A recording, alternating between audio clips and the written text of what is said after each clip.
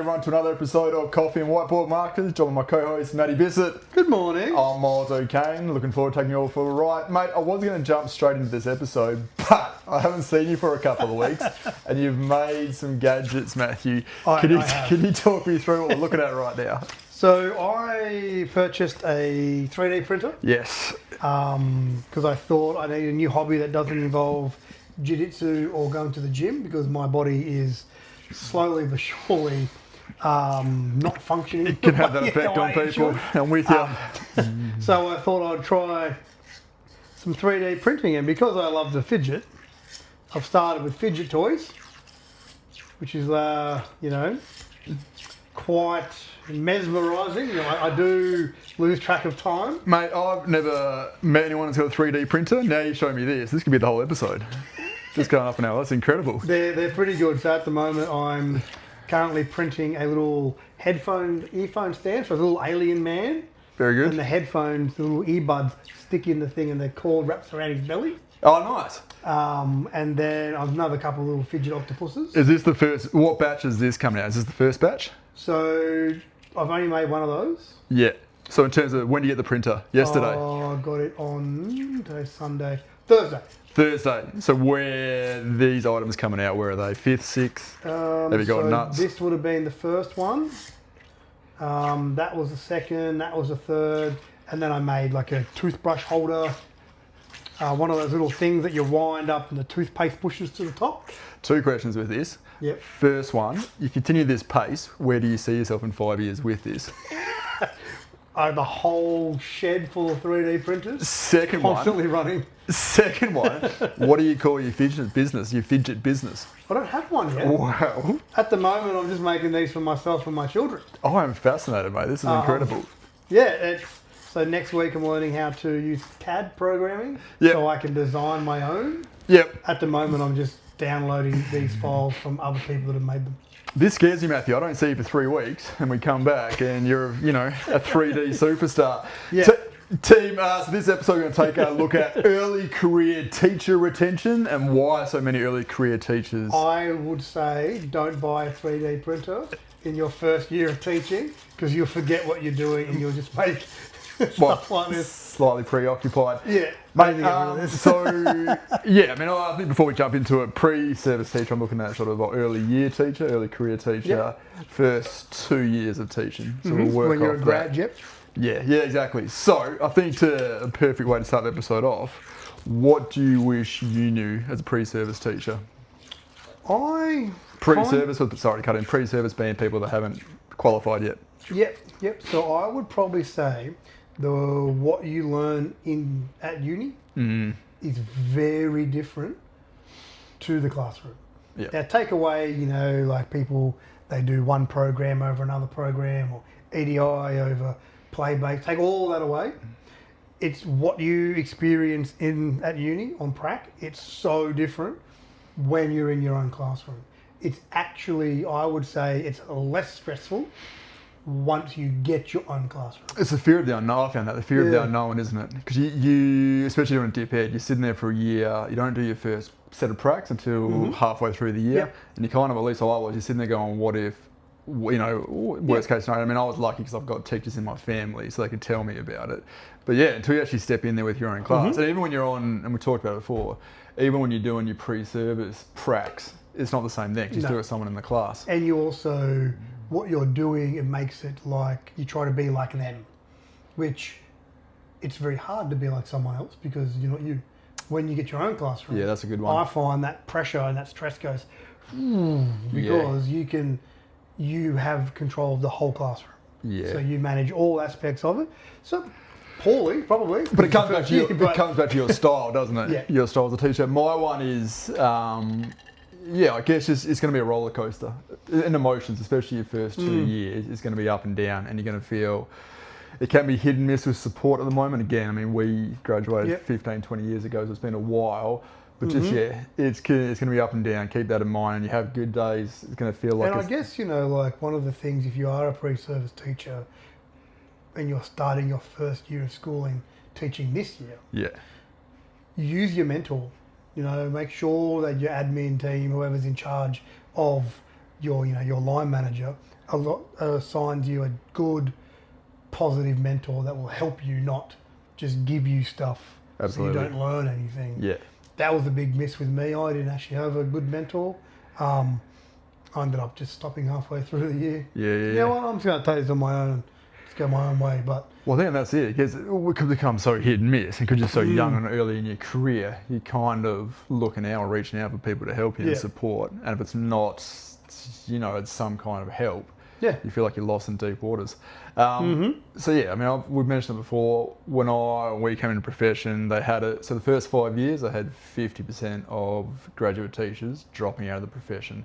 Now, I was reading an article a couple of days ago, it's close to 2 and 3 or 67%. I was going to say, I reckon it'd be about 75%. It's crazy, isn't it?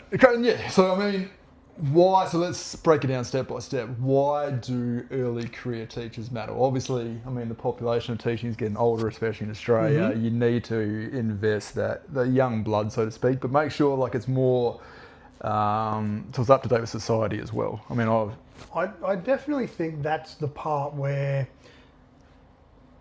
new teachers would find the hardest, because you've got these, whatever year you teach, year 10, year 1, doesn't matter.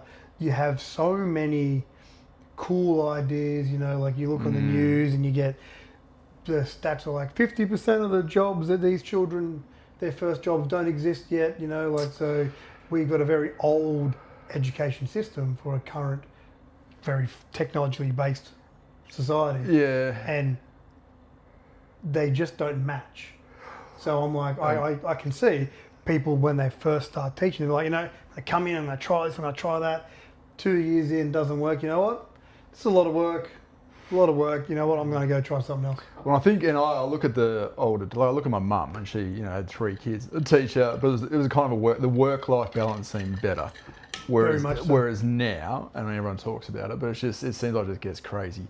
And you should teaching to go in, okay, the pay wasn't bad, it wasn't incredible either compared to other things, but you had those holidays there. You had the earlier finish times in other professions, whereas that seems to be disappearing a bit these days. So, and also, you had back, I can't remember what year, teachers would get holiday loading, holiday pay and stuff like that. So it sort of negated the fact that your school holidays, your holidays, or in-school holidays, everything's more expensive. Yeah. Now, no holiday loading, everything's more expensive.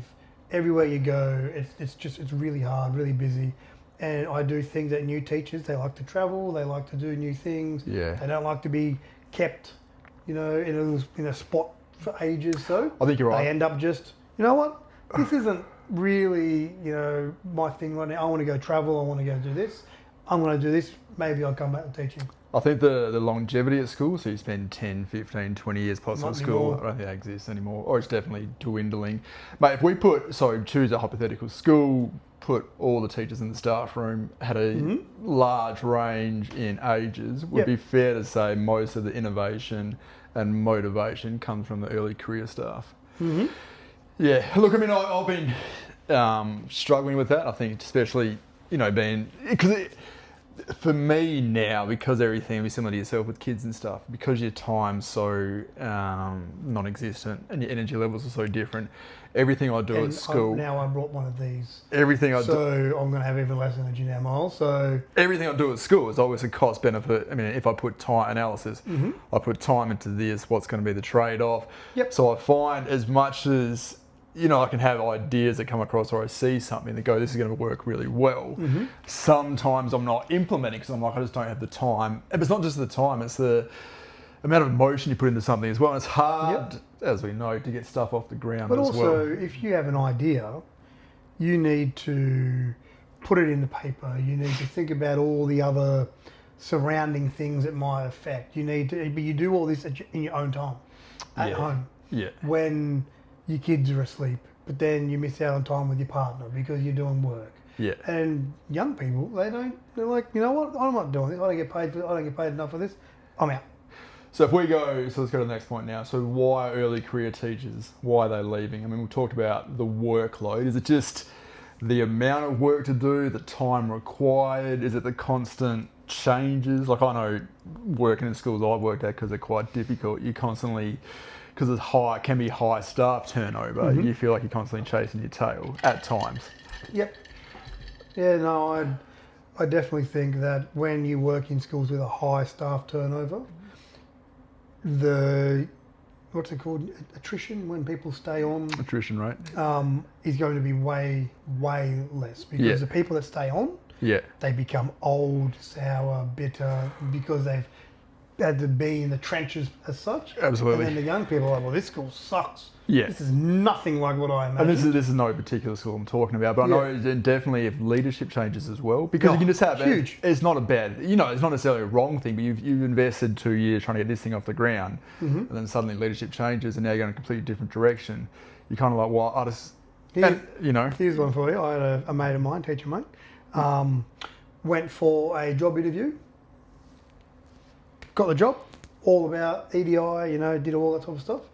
Principal absolutely loved them. That principal that hired my friend. Principal moved on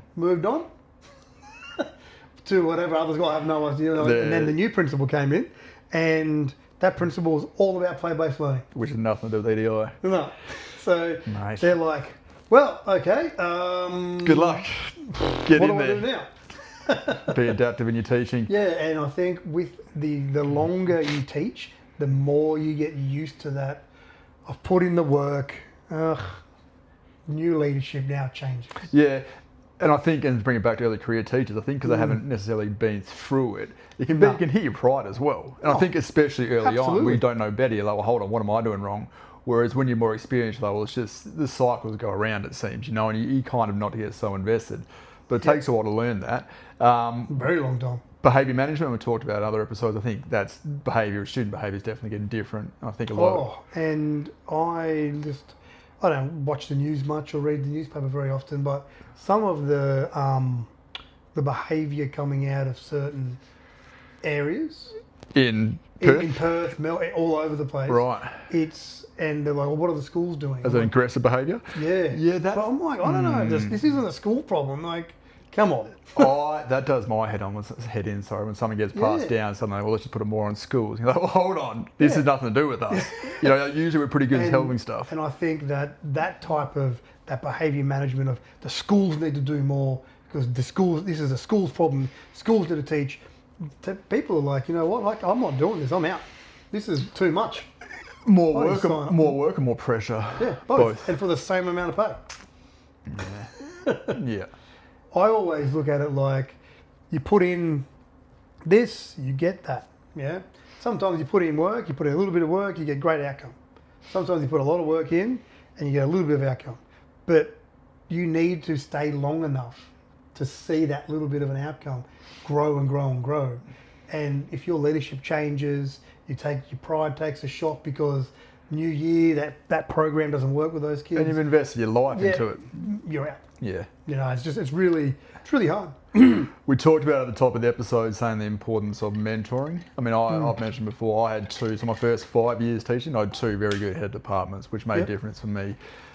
You've talked about not so much. Yeah, well, obviously being in early childhood, it's a little bit different. Sure. Especially being a male in early childhood, it's very hard to find someone who has the same type of behaviour management style and things like that. So I ended up just not so much having a mentor, but I would ask thousands of questions. Yeah, which is the way to do it. Questions to everyone. I'd see someone, why are you doing it that way? I always do it this way. Do you get better results? So not a mentor as such. Now doing that, teachers are usually pretty handy giving support back if you ask them. Yep. Yeah, and I think that's what, it might just be the small sample size I've dealt with, but early career teachers, it doesn't seem like they're doing it much anymore. And it might just be there's certain ones I've worked with, but it used to be like I found that if I saw a really good teacher in the school, I'd go into their classroom and obviously ask them stuff first. Yeah. Whereas now it's all very much, that shows if I'm that person, it shows a weakness. I definitely get that vibe at schools I go to. I ask questions all the time. I don't know everything. Yeah. So if I see someone doing something, I'm like, that's cool. Yeah. I'm going to go over and ask, even if it's a good program. And especially in your position now, seeing so many schools, that would be an eye-opener. Yeah, so, as much as I didn't have a mentor, I reckon I would have asked admin questions, principal questions. I'd go to year 6 teachers and go to kindy teachers, and I'd ask anyone that I thought could answer my question. Get the mix. Yep, and if they couldn't answer it, I'd just keep on going until I found someone that did. Yeah. And that to me made it easier than having a mentor, because it didn't work with the mentor. I think we didn't gel well. It was just a personality. And that's true as well. That's true. I think at times schools can cop out as well with a mentor and just assign you an experience. And it's, as the other side of it, looking at the experienced teacher's point of view, you feel like you're getting more work, so to speak, and no one's volunteering. So, there is a fine line between having a mentor that she's invested and having someone that, and again, I think teachers go above and beyond with their time generally and not expect much in return, but it can feel, and I've felt in the past, it can feel like it's getting taken advantage of. Yeah, definitely. You know, like, it's a new staff member. Oh, it's a new staff member. It's a guy. Go and see Matt. It's... Yeah. Oh, man. Yeah. So sink or swim, the phrase sink or swim being you're thrown in the deep end, either you're going to survive or not. That definitely exists when I came in the profession. I'd say it would have been for you as well. I actually prefer that though. Yeah. So... Because you learn quicker? Yeah. I like that. I don't like the slow, progressive... spoon feeding. Yeah. Some people love it, and that's all great. If that's you, go for it. Yeah. I'm... Do you think in the deep end. Do you think that dynamic's more intense or less intense than it was when we came into teaching? It comes down to the school, doesn't it? Yeah, it comes down to admin. So you get some admins that are very proactive in helping young staff, new staff. They model, they ask, they have weekly debriefs. They do, and they're amazing. Yep. For me, that would be too much. But you being the new teacher. Yeah, but for that person, it works really well. And some admin, they definitely work with the new, they don't have a one program fits all. Yeah. Which I think is happening a lot more with a lot more younger principals coming in. Yeah. And that sort of old guard of, in the deep end, let me know if you got a problem, and then they just shut the door. Yeah. That type of principal is still around, unfortunately, but they are on their way out. Well, I think they're at retirement age, which is good. Because there's such an undersupply of teachers. And I've found, looking for math teachers in my position, it's almost like a recruitment campaign. You've got to be crazy to get, you've got to go, back in my day, you just rocked up and you need a job, usually you got it. But now it's just because there's so many options out there for teachers. Yeah, you feel like you're throwing your life savings at, well, not that. You feel like you're investing above and beyond. But also the emotional toll of teaching is, and I also think that's where the workload burnout comes from.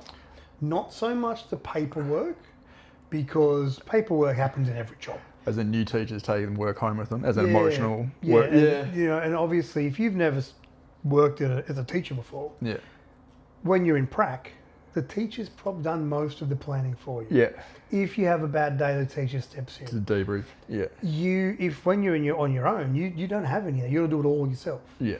And Google, you get teacher start, all those websites that give you plans and documents, but it's the emotional toll of trying to manage a classroom, trying to do all of those things. That's, I feel, is what burns out everyone. Yeah. And when you're new to teaching, you're like, I'm not doing this forever. This is horrible. Well, when does this stop? I've had those walks to the car at the end of the day, like, what just happened today? And then you got to think to yourself, I've got to go back in there again tomorrow as well. The one upside to that, I find, it can be rarely that the students hold grudges and stuff if you're understanding as a teacher. But you can have difficult classes, which feels like you're fighting the whole year. Oh, some of the high school classes I go and do. Yeah.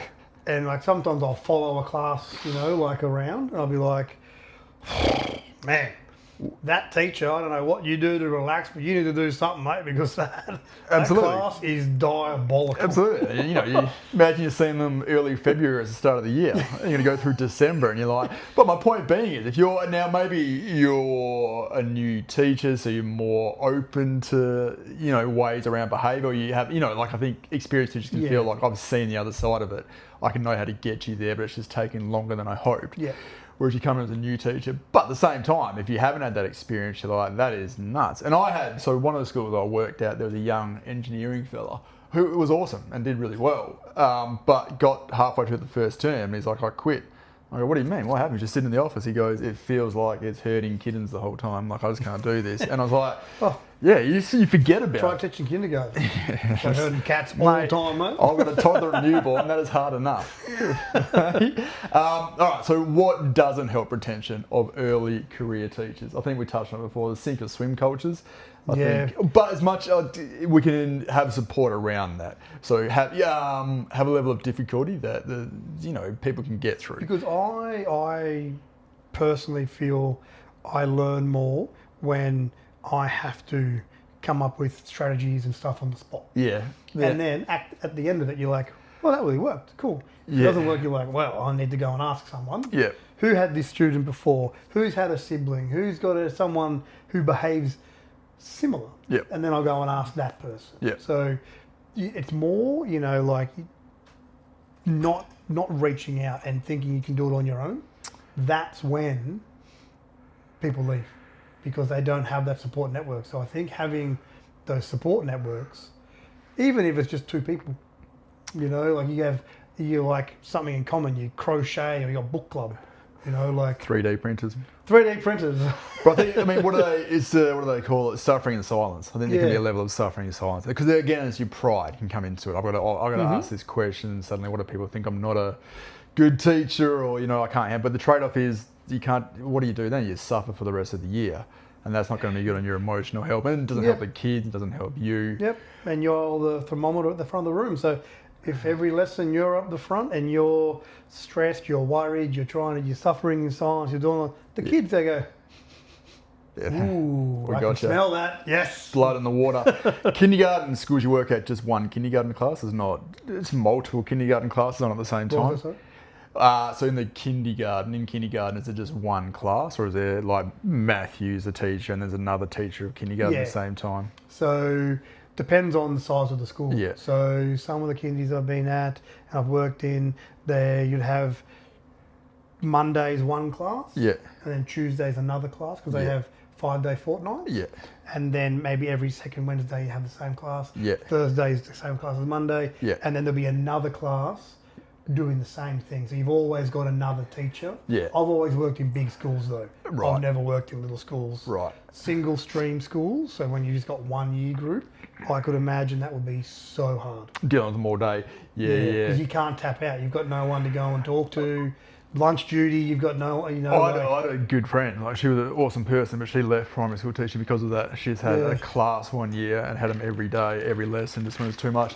What they can do in high schools at the time, and it was more happened when I first started teaching, is if you go to, especially big schools, and you've got a lot of experienced teachers around, the ATAR classes and then the extension classes go usually to the more experienced teachers. Now, sometimes it's because they've got the curriculum knowledge, but sometimes there is that seniority thing where you've been around for a bit. So do you get the senior classes, your ATAR classes, because they're easier? Because the kids kind of want to be there, they want to learn? This is my point. So me being head of department now, I never liked that approach. I think, I make sure everyone gets the spread of upper school and lower school, ATAR and then extension classes. Yep. Myself, I think if you're a head department, you need to take tough classes. So I would agree. Yeah. My teaching load is 0.6, so 3 classes. I always make sure I've got at least one, like tricky lower school class. Yep. Because I don't think it's fair that you're preaching without being in there. Yeah. And I think your team members, like I know definitely when I was a team member, I took more of the leaders that were in the deep end. And to be honest, not many were. They were good people, but some of them have been around for 30 years that have seen stuff. But yeah, like it used to frustrate me. I'm like, hold on, I've got all the hard classes because you can deal with it. And then suddenly it's like, well, I need to get, some kind of reprieve and here. I have noticed that a lot of the primary schools I'm going to at the moment, the admins have a teaching load. So you might have 0.9 admin and you do 1 lesson a week in the classroom. High school, no, but I think they should bring it in. I think everyone from the principal down should do at least 1 class. Yep. 1 class, so that whole class for the week. It might just be an hour each day, but I think go a step further, give it a hard class as well. Yeah. So I know when we go to these meetings, it's like, it's not just you're being told what to do. You're like, well, you're in there with me. Yeah. We can actually have some productive conversations. And I also think that when people are giving I guess, whole school strategies or whatever when they're in the classroom. You get more not buy-in. just, oh, look, this is, oh, I got this sent to me by one of my principal friends. I reckon, it looks good. I reckon we give it a go. Yeah. Without that practical Absolutely. knowledge. I've always been, like, outside of teaching as well, I'm a big believer in actions, not words. I think a lot of people can say stuff until you're actually leading by example and doing the hard thing. I can, especially now in teaching, I can switch off at times. That is the good thing about jiu-jitsu, Miles. You only get as much as you put in. This thing here, I'm obsessed with it, mate. It's incredible. All right, so getting to the last point, what actually helps teachers stay? New career teachers, what actually helps them stay? Now, I worked really hard trying to get this across to all the schools I work in now, and also I worked really hard to get it across the schools I worked in, collaboratively planning. Oh, okay. As in, so you teach year 8s all get together? Yeah, so with being in pre-primary, you've got a lot of stuff to teach because you have to teach all subjects. Mm-hmm. There's no point in me teaching planning, literacy, numeracy, HAS, health, everything, and then you also doing the same thing. Yeah, it's so a waste of time. Cut down. Yeah. So I might do maths for 5 weeks. Yeah. And you do English for 5 weeks. This is primary schools? Yeah. Yeah. And then we swap. So then I'll do English, you do maths, so you get a good understanding of the curriculum. Yeah. But you're taking away half of your workload. Yeah. And then what doing that does is it makes you a team, and you share the issues that you have throughout your team. You can ask questions. You can get good responses from experienced people. Absolutely. And you're not just on your own. High schools a bit. They do it in high schools would be very but different. no, not very, because they do it still. Because you obviously your curriculum knowledge is different. But what they'll try to do is, if there's a hard year 7 class or a hard year 7 or 8, 9, whatever the cohort is just get together for 10, 15 minutes, a couple of times, whatever term, and just go what's working, what's not working. Yeah. Because again, it comes down to the teachers in there, you know. But how much you put into something is what you're going to get back as well. One thing I do like that the department is doing, and they've done it since I've been a graduate teacher, is protecting time. So in high school, so your full load is 1.0 FTE. That's, whereas a graduate teacher's on 0.8, I'm pretty sure that might have changed. So it's 4 classes instead of 5. And that's a high school thing? That's a high school thing. I'm pretty sure it's... Yeah, okay. So that means... didn't know that. So and that's supposed to be for that extra time, like your dot time. Yep. You can do for planning and stuff, and even just unwind, And I find that if I've got a tough class, the first 15 minutes, I don't want to be doing anything apart from calming down. It's just different. Listening to music or doing whatever you need to do. Reconsidering sewing. my life. Yeah.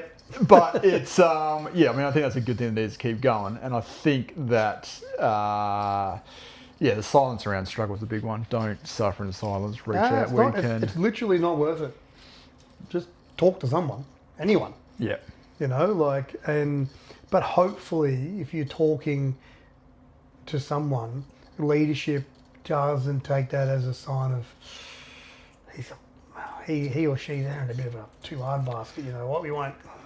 Which that type of admin's also going out of teaching as well, because they're all retiring, thank God. Because schools are an ecosystem. Everything needs to work together.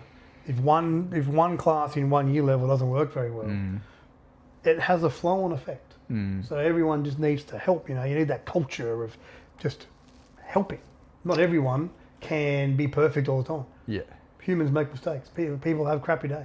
Yeah. They need to know that you're allowed to have a crappy day and not just keep it all in. Absolutely. So then, look, in closing, guys, early career teachers, I think we both agree, massively important profession, and obviously want to reduce the amount of teachers that are leaving the profession within the first 5 years. But I mean, our reflection question to the listeners out there, what kind of cultures are we creating for teachers out there? What's happening, what's starting out?